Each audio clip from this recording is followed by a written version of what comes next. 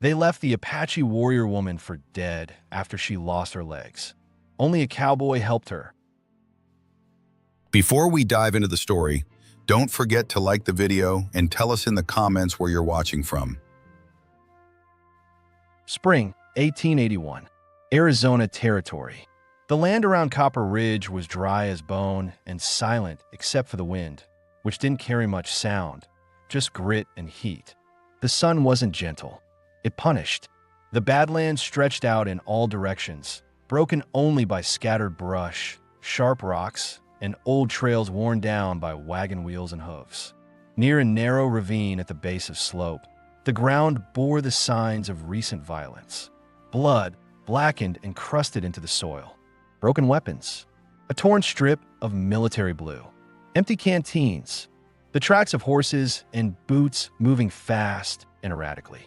There had been a fight here, not more than a few days ago. And in the middle of it all, she lay still. Saka had once fought with a spear in her hand and her back straight. A warrior by the standards of her people. Respected, sharp, and capable. She had stood beside men, not behind them. She knew how to ride, how to strike clean, how to move without being seen. But all that had ended 3 days ago when a blast hit. A cannon, fired too close, had torn the lower halves of both her legs open like raw meat. They couldn't carry her. They didn't have a travois, and the soldiers were pressing in from the west. Her own brother made the cut. With shaking hands and tears streaming down his cheeks, he used a heated blade and bundled the stumps as best he could. No time to talk. No time to explain. Just one last look between them. Then he turned and followed the others into the hills. They left her a skin of water and some rawhide straps. That was it. For a while she thought they were right to leave her. The pain was unbearable. The fever came and went.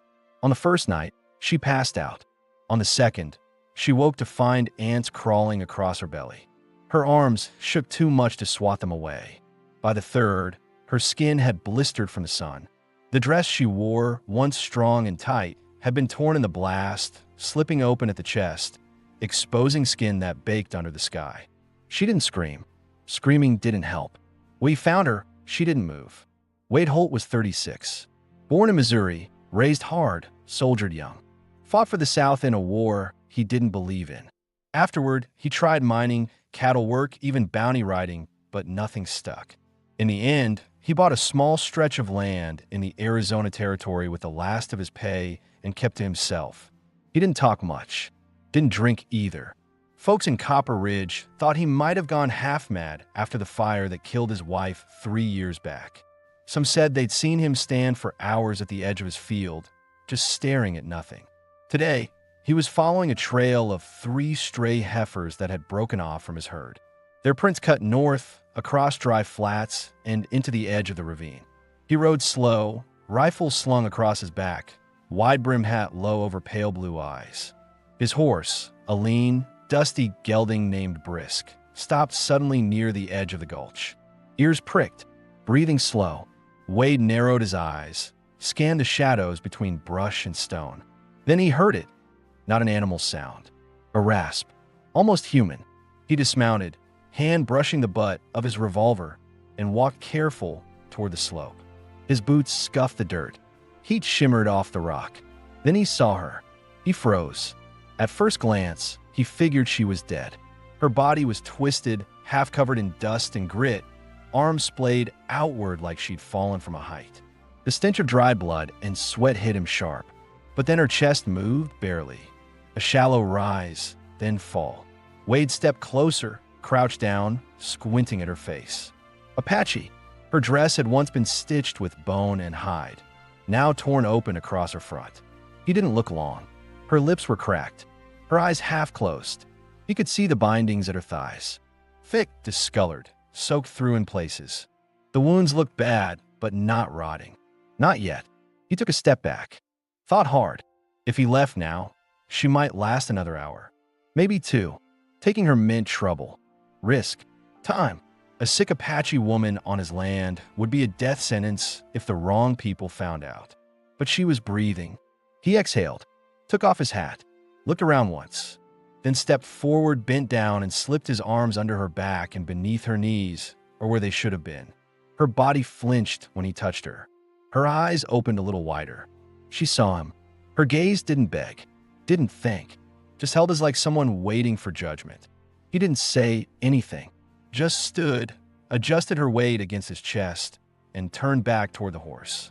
She groaned once, the sound hoarse, broken, but he didn't pause. Back at the ranch, the wind had picked up.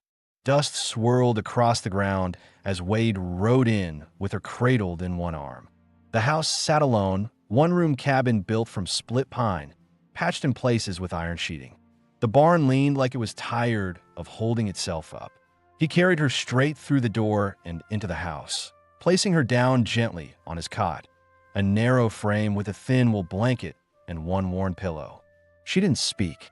Her face was tight with pain, but her eyes moved, tracking the room, studying the walls, the weapons, the shelves. Wade went to work, fetched clean water from the barrel, set a cloth to boil, took a sawed-off stool, and used it as a place to set her legs. The dress had to come up. Carefully, without looking more than he had to, he peeled back the cloth from her thighs. Her body tensed, but she didn't stop him. The stumps were angry, red, swollen, split at the edges. He cleaned them with water and pine sap, packed what he could with poultice, and rewrapped them in clean strips he tore from an old bedsheet. His hands were calloused, but his movements were slow, precise. She didn't cry once.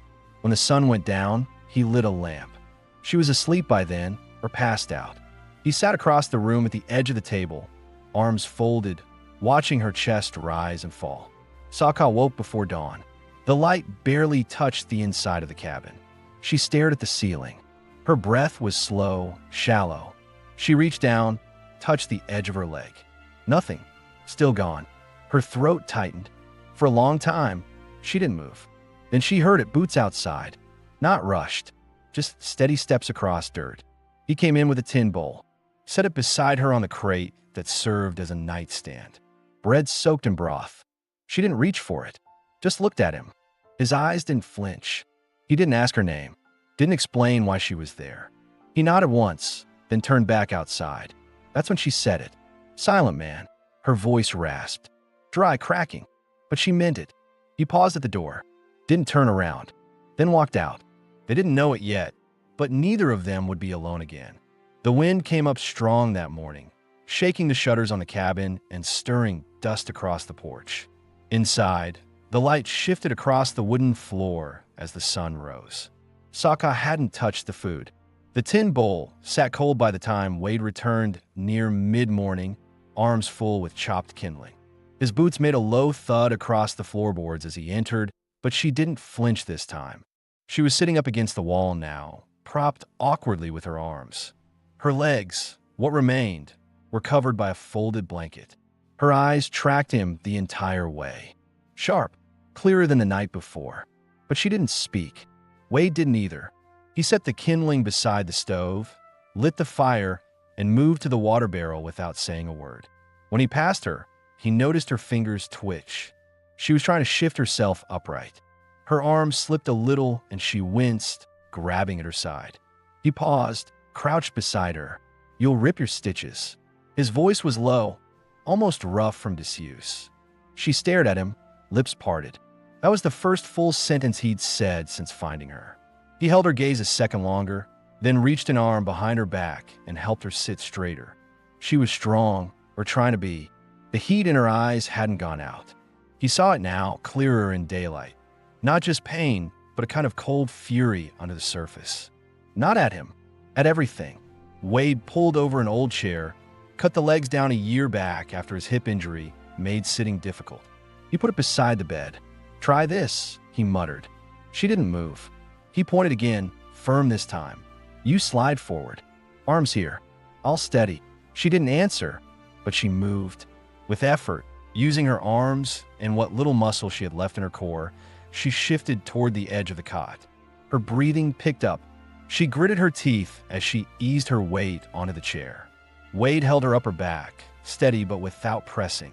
When she was in place, he let go. Sokka sat for a minute without speaking, adjusting her balance. The back of the chair wasn't padded. Her palms rested on the edge of her thighs, or where they used to be. She looked around the cabin then. Noticed things. A rifle by the door. A pair of boots turned inward. A coat hung on a peg. A long crack ran through the wall above the stove. The place was quiet, worn, and lived in. "You live here alone?" she asked, voice low, raw but firming. He nodded. She studied him.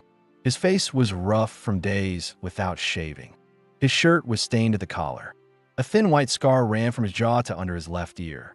When he walked, she noticed his right leg dragged slightly. She looked down at her own. "You could have left me." "I didn't," he said simply.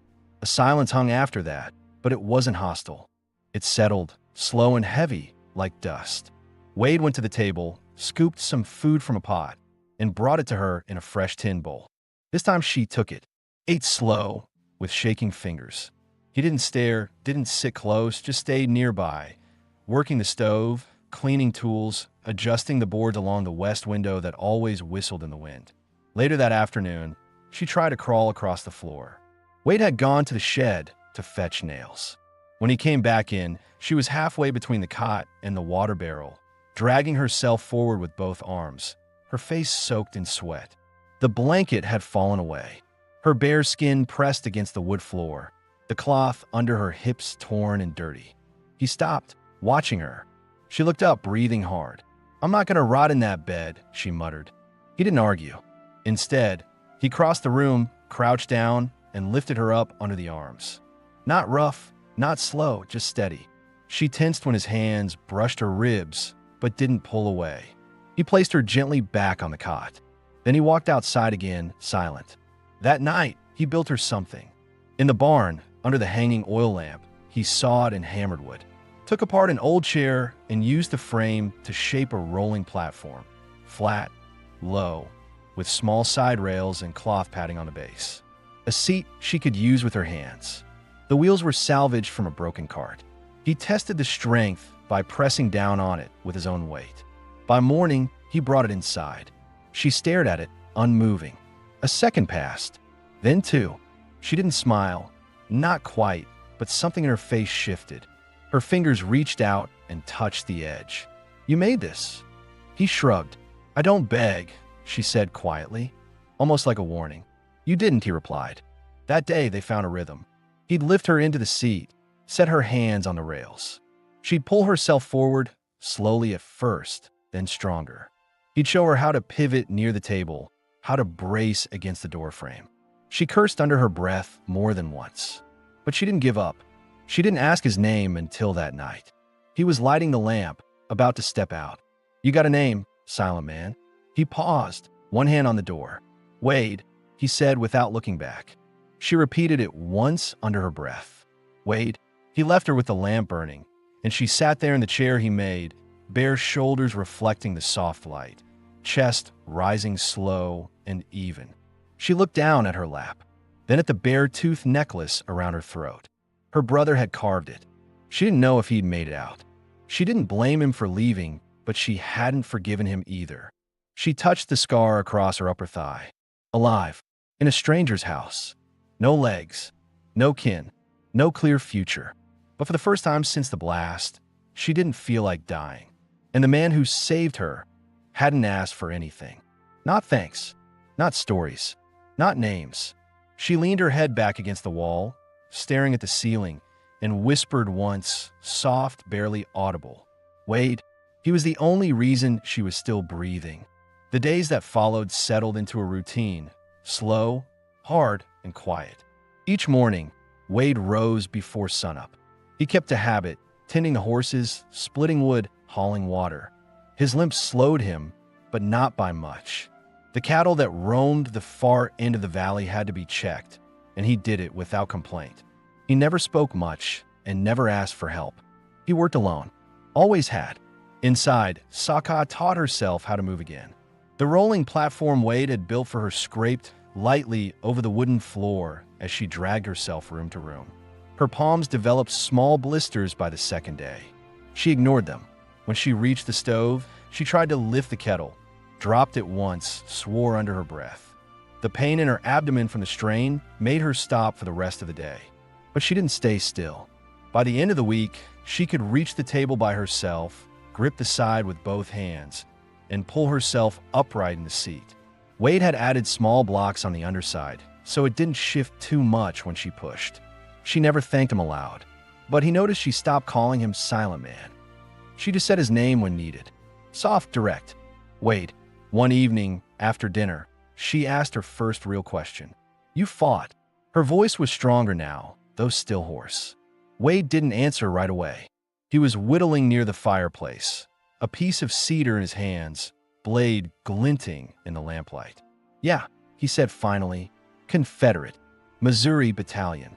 She looked at him, long and hard. "And now you help me?" Wade didn't look up. War's done. That was the end of it. But not really. She sat quiet that night, staring into the flames, wondering how a man who once fought people like her could kneel beside her cot and clean her wounds without flinching. She thought maybe he'd lost someone. Maybe that's what changed a man. She didn't ask.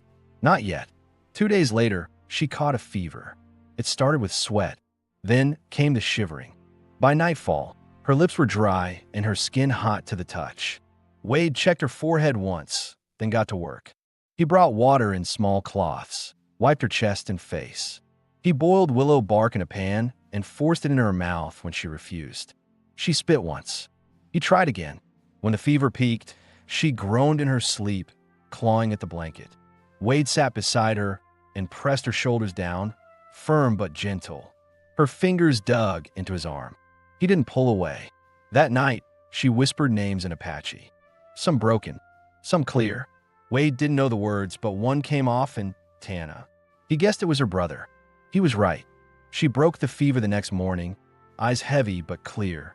Wade had barely slept. "You stayed?" she asked, voice ragged.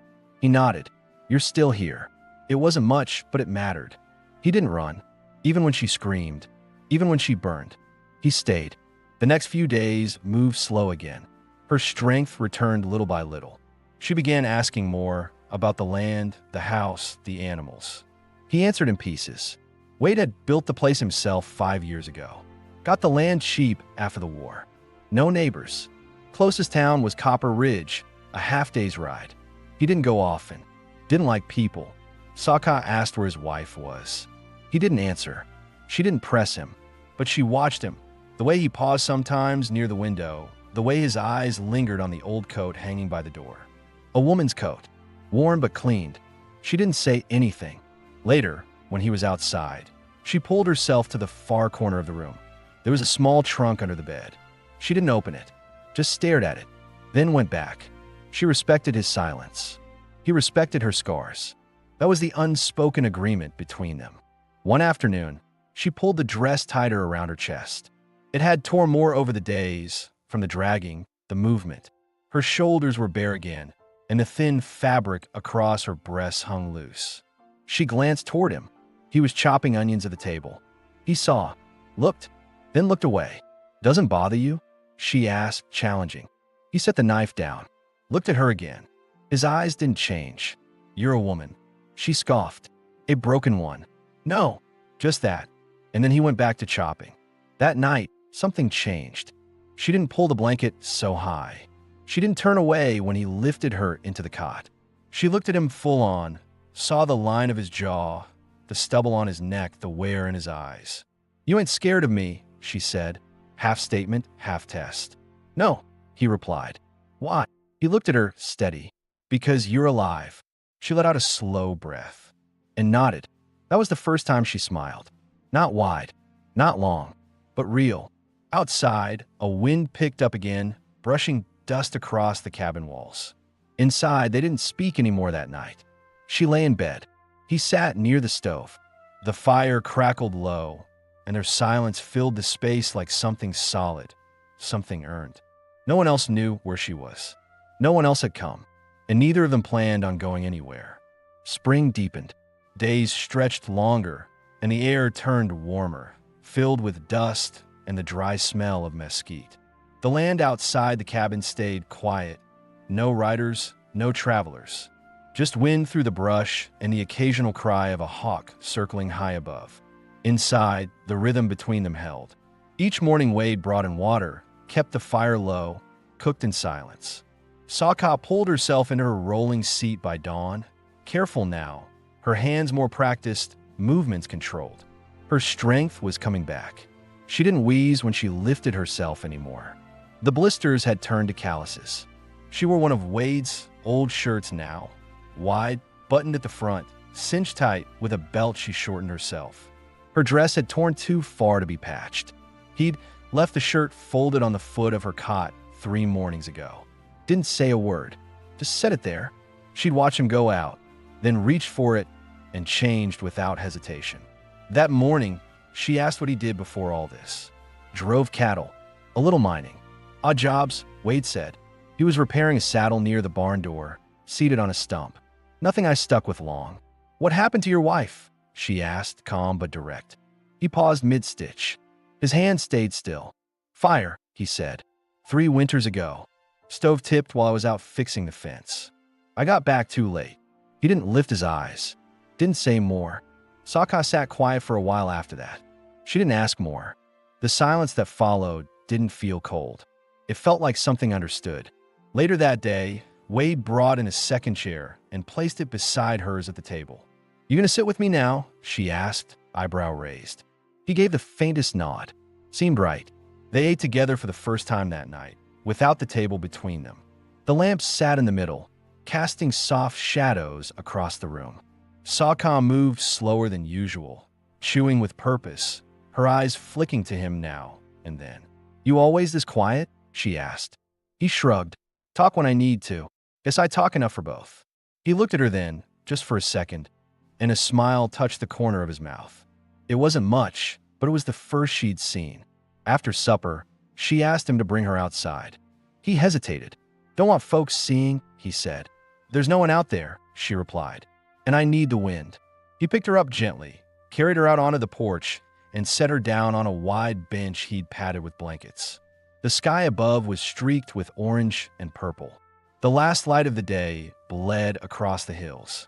Sokka closed her eyes, breathing slow. Smells like fire's not far, she murmured. He glanced toward the horizon. Someone's burning brush. Early clearing. She didn't ask to go back inside. Stayed still, eyes closed, face to the sky. Wade sat beside her, hat resting in his lap. She shifted after a while, her shoulder brushing his arm. Not accidental. You ever touch a woman like this? She asked, quiet. He didn't move. Like what? Not out of duty. Not out of pity. Just touch. He turned his head slowly, eyes searching hers. She didn't flinch. Her dress hung open slightly where the shirt didn't quite button high enough. Her collarbones were bare, the line of her chest soft, steady. I'm not broken, she said. Don't look at me like I'm a ghost. I don't, he answered. Her hand slid across the bench and found his. She placed his palm low against her hip, the curve of what remained. Flesh warm, scarred but smooth. His fingers twitched but didn't pull back. She held him there. I can't feel it like before, she said, but I still want it. His breath deepened. She leaned toward him, slow. Let her lips brush his cheek, then lower until her mouth found his. She kissed him soft, not demanding, not fast, but like she meant it. He kissed her back. When they broke apart, she looked at him, expression calm, unafraid. You sure? He asked, voice rough. I know what I want, she said. He lifted her again, careful, arms strong beneath her. Brought her inside without a word. Laid her gently on the cot, hands steady. She unfastened her belt and let the shirt fall open. Her body was thin, curved, bruised in places, but her eyes stayed locked on him. He undressed without shame. His chest was scarred, ribs visible beneath weathered skin. She didn't flinch, reached out and touched the old bullet scar on his hip. You ain't the only one with ghosts, she said. That night, they lay together slow, not out of need but understanding. She pressed her mouth to his chest. He kissed the scar on her thigh. When he moved over her, it wasn't fast. It wasn't hungry. It was deliberate, careful, real. And when they finished, he didn't move away. He stayed. She lay curled against him, breath warm on his skin. Her hand rested on his chest, fingers splayed. You could have left me, she whispered again. He closed his eyes. But I didn't. In the dark, they held each other like neither had in years. Not since before the war, before the fire, before the bleeding. Outside, the wind died down. Inside, they didn't say another word. They didn't need to. They'd said enough. Wade woke first. He always did. Light hadn't yet touched the edges of the cabin, but the faint sound of the wind pressing against the window told him morning wasn't far. Sokka lay against his chest, her hand curled loosely near his ribs, her breath even, slow. He didn't move for a while, just watched the ceiling and listened to the quiet. When he finally shifted, it was careful, easing out from beneath her, pulling the blanket up to her bare shoulders. She didn't stir. He dressed in the dark, quietly. Shirt, trousers, boots. He poured a little water into the basin and splashed his face. There was a tightness in his chest he didn't quite understand, but it wasn't bad. Just full. Different. He glanced back once before stepping outside. The air was cold. Frost still clung to the edges of the trough. He walked to the barn, fed the horses, checked the fences. But his thoughts kept drifting back to the way her hand had moved over his chest in the night. Not out of need, just to stay connected. Inside, Sokka stirred an hour later. She pulled the blanket up over her chest, eyes scanning the room. It felt different, not just warmer, but steadier. She shifted upright in the cot, reached for the shirt Wade had left on the footboard, and dressed slow. Her body still ached.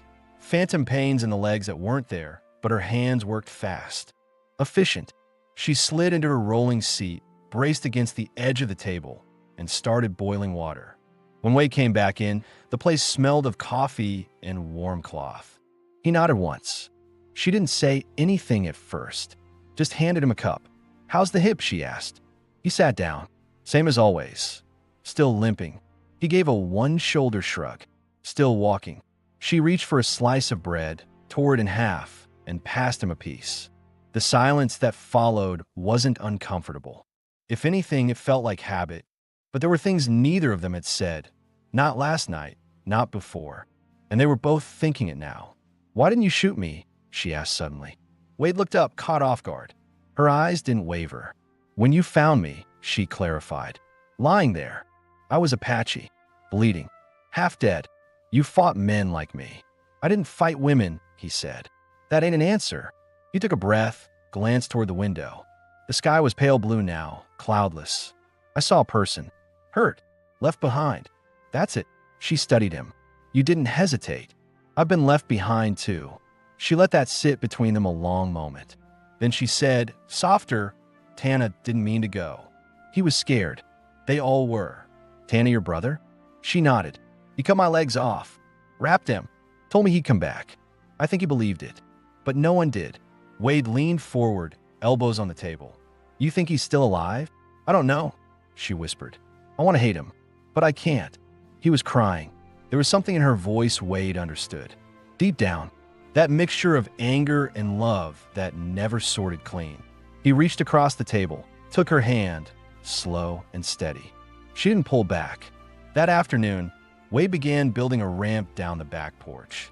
She watched from the doorway, arms crossed over her chest, a blanket draped across her lap.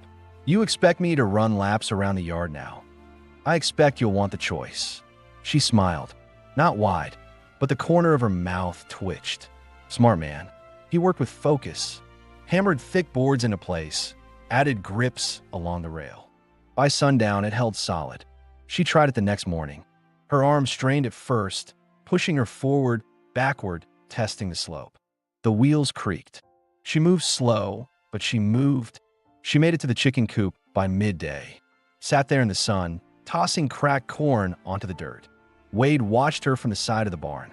She looked peaceful, still scarred, still healing, but alive in a way she hadn't been when he first carried her in. That night, after they ate, she asked to bathe. "I need help," she said plainly. "I ain't got the reach." He nodded, didn't ask questions. He carried her to the wooden tub outside the barn, already filled with warm water. Set her down easy, his hand steady. She didn't cover herself, didn't turn away. "You look like you're waiting to be told it's all right," she said, eyes watching him. "I'm waiting to see if you want me to." She reached up, took his hand, and brought it to her waist. "You're not just saving me anymore," she said quietly. "You're with me." He helped her wash, slowly, gently, his hands over her back, down her arms, across the curve of her hip and the smooth skin that led to the edge of the scarred thigh. She leaned against him when she rinsed, water dripping down both their arms. When he carried her back to the cabin, wrapped in a wool blanket, she pressed her mouth against his shoulder just once. Inside, she dressed herself with no help. Later, she pulled herself up into his lap near the fire and didn't say anything for a long time. Just rested her head against his chest, her hand over his heart. Wade didn't move. He just sat there, holding her, listening to the sound of the wind against the glass, and her breathing slow and steady, alive. No one had asked him to stay before. No one ever stayed for her, but they were both still here, and that mattered. By early June, the land around Wade's cabin baked under dry skies. Days were longer, nights held warmth, and the brush fire scent that used to drift in from the ridge had faded. What remained now was dust, wind, and the sound of birds settling in the rafters above the barn each evening. Sockeye had learned every inch of the cabin by feel. She could reach the stove, the table, the front door. The ramp Wade built out back held firm. She used it each morning now, rolling herself out to sit in the sun, elbows strong, legs covered in the thick woven blanket she'd stitched herself from torn cloth and hide. It wasn't beautiful, but it worked. She had stopped asking what came next, and Wade had stopped waiting for her to leave. Their days moved slow, meals shared, repairs made, would split. But something deeper ran between them now, in the silences, in the way he'd reach over to adjust the edge of her shirt when it slipped, in the way she'd brush dust off his shoulder as he passed. They didn't speak about it. They didn't have to. That morning, as Wade was finishing repairs on the back gate, he heard her voice carry across the yard. "There's someone coming." He straightened, wiped sweat from his brow, looked up. She was perched under the overhang near the chicken coop, eyes fixed toward the east trail. A dark duck moved along the ridge. Rider slow, solitary. Wade didn't hesitate. He set the hammer down, wiped his hands, and stepped inside to grab his rifle. "You expecting trouble?" she asked, rolling into the doorway. "Don't know yet." She didn't ask more. She wheeled herself out of view, behind the porch wall, her hand resting near the knife Wade had left for her under the blanket 2 weeks back. Just in case. The rider came closer. A mule, not a horse. The man atop it was thin, dust-covered, with a long coat and a hat low over his eyes. He raised one hand in a lazy wave as he neared the gate. "Friendly?" Sockeye asked from behind the wall. "Don't smell like cavalry," Wade muttered, stepping out into the open, rifle low. The man dismounted slow, tied the mule to a post. "You hold?" he asked. Wade didn't answer, just watched. The man reached into his coat, slow, careful, and pulled out a folded paper. "Town marshal sent me from Copper Ridge. Said you might have seen some movement east of the gulch last month. Cavalry patrols spooked a few settlers. They want reports." Wade took the paper, looked it over. It checked out. Stamped official. Name signed, J. Mallory, Marshal. "You live out here alone?" the man asked, looking around. "Kind of country to go quiet in." "Quiet suits me," Wade replied. The man looked past him, squinting. "Thought I saw movement by the coop." Wade shifted slightly. "Chickens. They get curious." The man didn't push, just tipped his hat. "Well, if you see anything strange, uniforms, riders, Apache bands, send word. Marshall's got scouts running up from Flagstaff." Wade gave a single nod. The man climbed back on his mule, rode off slow. Once he was gone, Sockeye wheeled herself out again. "That gonna be a problem?" "Not today," Wade said. She rolled closer, voice low. "He saw something. If someone else comes, I'll handle it." She didn't argue, but her jaw was set, eyes sharp. That night, she stayed up later than usual, hands busy braiding thin strips of leather. At first, Wade thought it was a nervous habit. Then he realized she was making something. A sling, for a knife, that could tie to her chest. "You think I can't defend myself," she said when he noticed. "I think you shouldn't have to, but I might."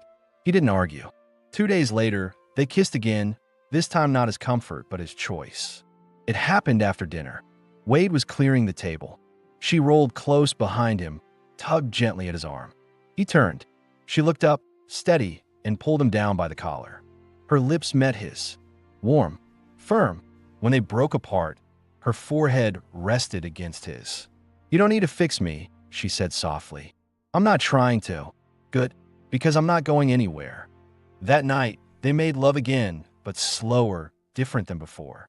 Not out of need, not out of urgency. It was quiet, steady. She guided his hands where the nerves still worked. He undressed her like he'd done it a dozen times. She let him see all of her, the scars, the missing flesh, the curve of her breasts, the way her skin dipped uneven from the healing. She straddled him as best she could, pressing her weight into him, and his hands held her waist like she wasn't missing a thing. Afterward, she stayed curled on his chest, bare skin against bare skin, both of them still breathing heavy. "You ever want children?" she asked suddenly, voice low. He hesitated. Had a daughter once. Before the fire. She was 2. Sokka didn't speak. Just reached for his hand, interlocked her fingers with his. "I can't," she whispered after a moment. "Doctor said long ago." He didn't answer right away. Just brushed his fingers over her cheek. "You're still everything," he said. The words hit her harder than she expected. Not because she needed them, but because she believed them. And for the first time since being left in that ravine, she didn't feel like a woman who'd been broken. She felt like a woman who was wanted, just as she was. The next morning, she carved a bead. Out of bone. Small. Detailed. When she handed it to him, he turned it over in his hand. "What's it mean?" "It means stay," she said. And he did. By mid-June, the heat deepened. Cicadas screamed through the trees, and the land took on that pale, brittle look, like everything had dried from the inside out. Water in the barrels had to be used sparingly. Wade cut his work shorter during midday, keeping most of the labor early or late. Sokka spent the hot hours indoors, sewing cloth, carving bone, rolling back and forth through the cabin like she'd always lived there. They built something, not fast, not loud, but solid. Not spoken in promises, but in presence. And still, neither of them used the word love. It was a quiet morning when the past found them. Wade was out behind the barn, pulling weed from around the base of the fence post. He meant to replace the boards all spring, but kept putting it off. Sokka was inside, boiling beans for lunch. She could hear him out there. The low scrape of boots, the grunt when he leaned too far into his bad hip. Familiar sounds. Reassuring. She was rinsing a tin cup when the horse came. Not Wade's. Different gait. Too fast for the heat. She rolled toward the front door, heart tight. A man on a brown gelding pulled up near the fence. He wasn't dressed like a scout or ranch hand. New boots, too clean. A pistol on one hip. Knife on the other. He was looking at the cabin like he already knew something. "Anyone home?" he called out, hand resting near his belt. Sokka wheeled herself slowly out onto the porch. She didn't speak at first. Just sat there, one hand under the blanket, gripping the knife she kept tied to the frame. "Who's asking?" she said, voice flat. The man studied her. "You Sokka?" She didn't answer. "Name's Harlan," he continued. "I came from Yuma. Heard about a wounded Apache woman survived a blast near Copper Ridge. Word's been traveling." Sokka didn't blink. Her face stayed still, unreadable.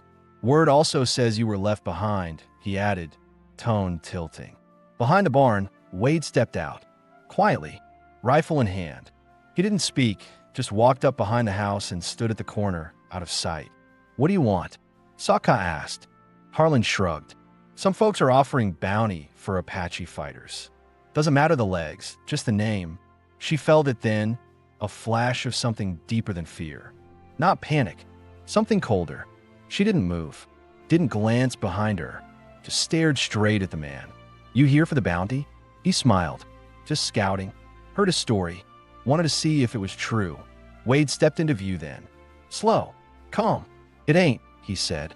The man turned, one hand drifting to his belt. "You wait, hold." Wade didn't answer. He raised the rifle slightly. "She's under my roof," he said. "And she stays."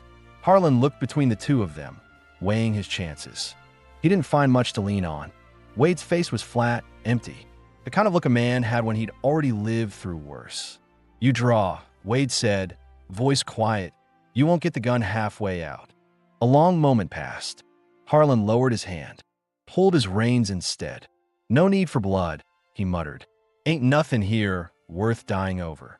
He He turned the horse slowly and rode off the way he came. Not fast, but not slow either. Wade didn't lower the rifle until the dust cloud was a speck in the distance. When he finally stepped up onto the porch, Sokka's hand was still wrapped tight around the knife handle under her blanket. She let it go slow, exhaling for the first time in minutes. "They know," she said. "They always did," Wade replied. "Just didn't care until now." He sat beside her, both of them staring out at the trail. The sun had climbed higher, burning overhead. The world looked the same, but they both knew something had shifted. "You think he'll be back?" she asked. Wade shook his head. "He'll send someone worse." That night, they didn't talk much. After dinner, Wade pulled a trapdoor up from beneath the rug under the table. Showed her a hidden space beneath the floor. Not deep, but big enough for supplies, a rifle, and a body or two. "If we need it," he said. "You built that for me?" she asked, voice quiet. He nodded. "After you had the fever." She looked at him for a long time, then leaned forward and kissed him slow. Not rushed, not hot, but full. When she pulled back, her hand stayed on his cheek. "I'll kill for this place," she said. "You understand that?" "I already have," Wade said. Later that night, as she lay against him in bed, Sokka whispered, "I never thought I'd belong anywhere again. You do now." There was no ceremony, no rings, no priest. But that was the night she called him husband for the first time, and he didn't correct her. The morning after Harlan's visit, the wind blew hard from the east, stirring grit through the valley. Dust collected at the edges of the porch. The sky looked bruised, pale in the corners. Sokka sat near the doorway wrapped in Wade's old coat, her eyes trained on the trail. She hadn't said much since the man left. Neither had Wade. He was tightening the hinges on the barn door, making sure it could close clean and fast if needed. His rifle was cleaned twice. Ammunition counted and moved to a drawer closer to the table. The cellar beneath the floor was stocked. Food, tools, lamp oil, cloth. Enough to last a few days if it came to that. They weren't panicking, but something had changed. A line had been crossed. Late in the afternoon, Wade brought her inside. Sat beside her at the table. "If they come back, they'll come with paper. Soldiers maybe. Real ones. With orders." Sokka nodded, silent. "You don't need to be here when that happens," he said. Her jaw shifted. "I'm not running," she said plainly. "They'll call you a fugitive. I was already left for dead. I'm not leaving again." He looked at her, eyes steady. "You sure?" She turned her head slowly and stared straight into him. "You my husband or not?" That shut him up.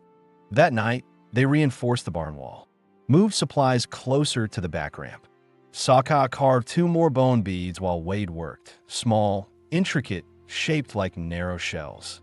She tied one on her necklace. The other she slipped into Wade's hand when he wasn't looking. "No words," she said when he opened his mouth. "Just keep it." By the second day, the waiting began to weigh. Sokka couldn't sleep. She lay on the cot staring at the ceiling, listening for sounds that weren't there. Her body ached in strange places, not from movement, but tension. Her hands twitched. Her shoulders stayed tight. Wade caught her rolling back and forth across the cabin floor in the dark. "You need rest," he said. "I'll rest when I see their faces. You're not alone." She stopped moving, then said, "I know. That's what scares them." On the third day, they came. Not Harlan, 2 others. Uniformed, military-issue coats. One rode in front, the other stayed mounted. They didn't knock, just called out from the fence line. "We're here on Marshall's order." Looking for a native woman matching description of Sokka, considered absconded from lawful detainment after documented engagement with U.S. military personnel. Wade stepped out slowly, rifle not raised but visible. "She's not here." The soldier on the ground pulled a document from his coat. "You Wade Holt." Wade didn't answer. "We got orders to search the premises. We can come in, or you can let us." Sokka was already under the trapdoor, lying still in the dark space beneath the floor. She could hear everything, boots, voices, boards creaking overhead. Wade's voice stayed calm. "You got a warrant?" "This paper's from the Arizona Territorial Marshal himself." "That's not what I asked." The men didn't push, but they came inside, looked, glanced over the shelves. One opened the barn, stepped inside, checked corners.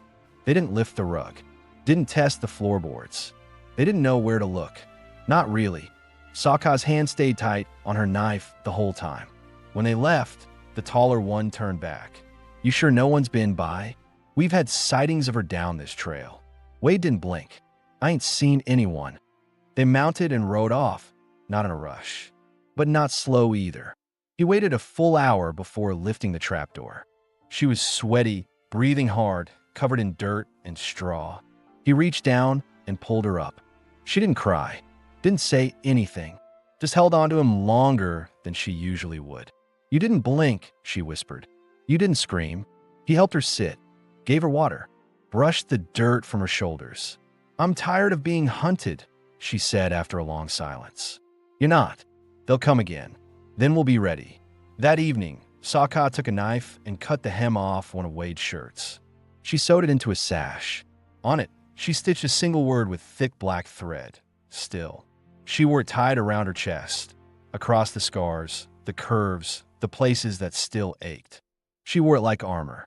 That night, Wade didn't ask her to sleep beside him. She just came.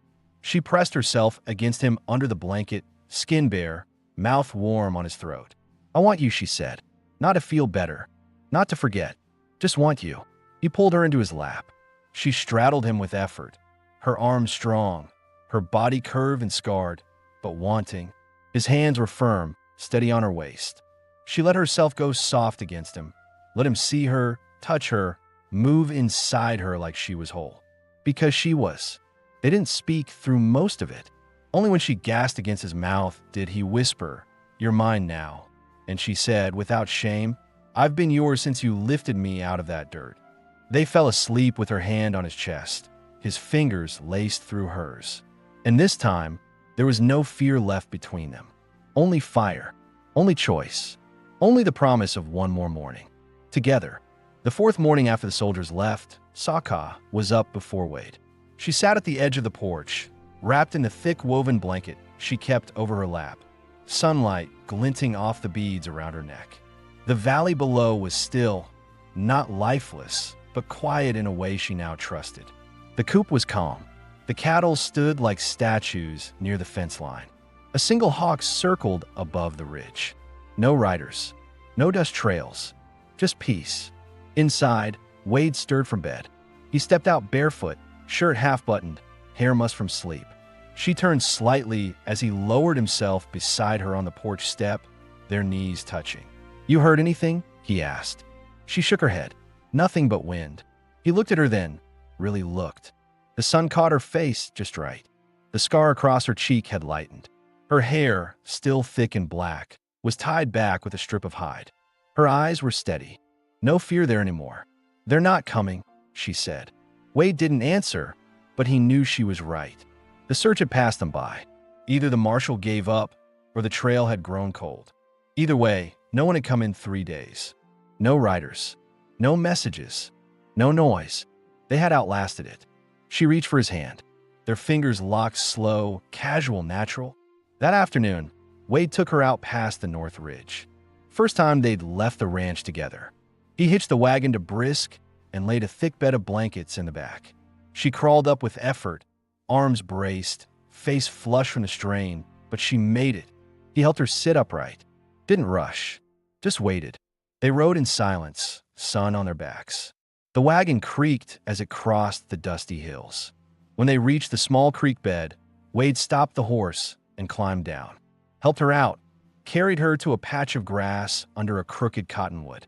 "I used to come here with my daughter," he said, voice low. Sokka nodded. "You never told me her name." "Mira," he said.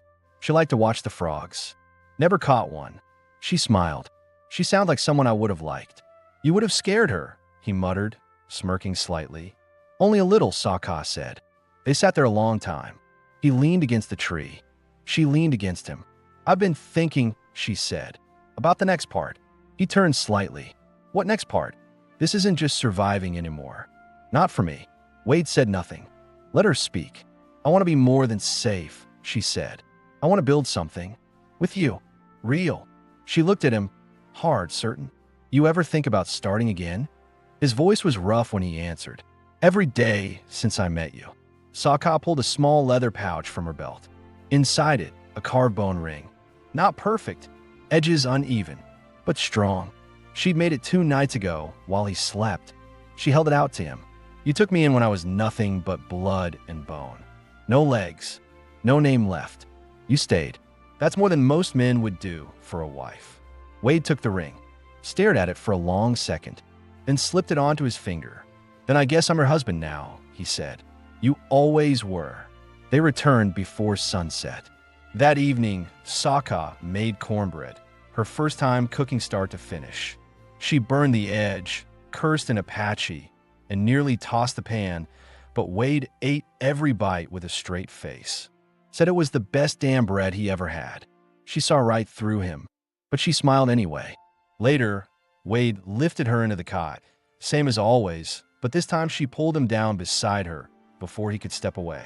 You're not sleeping on that chair again, she said. They lay together, blankets tangled, his arm beneath her neck, her fingers tracing the curve of his chest. Do you miss the old life? She asked. No, he said, not even before the war. Only thing I miss is things I never had. She looked up at him. Like what? He met her eyes. Like this. Saka's lips brushed his shoulder. It's yours now. In the morning, the ranch was still there. The wind blew easy. The chickens scratched in the dirt.